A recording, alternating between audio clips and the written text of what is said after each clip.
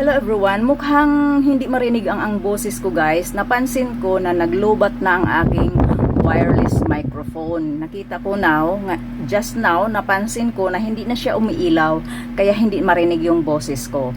So, sabi ko, gagamit na lang ako dito nitong microphone dito mismo sa TikTok or dito mismo sa social media account na ito. So guys, ang sinasabi ko dyan, ina-update ko ang sarili ko na okay na ako sa trabaho ko, nakapag-adjust na ako.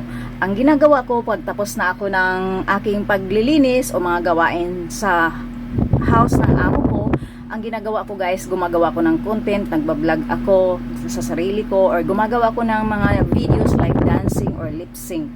At yan nga guys, para hindi ko mapabayaan ang aking mga social media account like ng FB. Kasi sa FB na guys ay kung bagay kumikita na ako doon. Sayang naman, at sa YT, sayang naman kung mapabayaan ko sila. So yan ang ginagawa ko guys.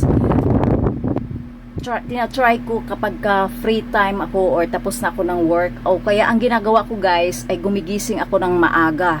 Ang pasok ko kasi dito guys, I will start working here right around 6 AM to 9 PM. So ang ginagawa ko guys, mga 4 pa lang, minsan nag-a-alarm na ako 4:30, mga ganyan, para gumising ako ng maaga para makagawa ako ng pang-content ko.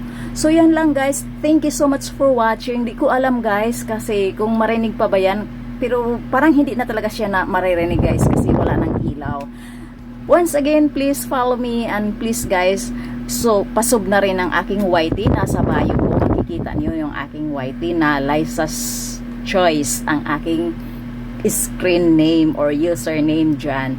Thank you once again, and hope everyone is doing well. Bye for now!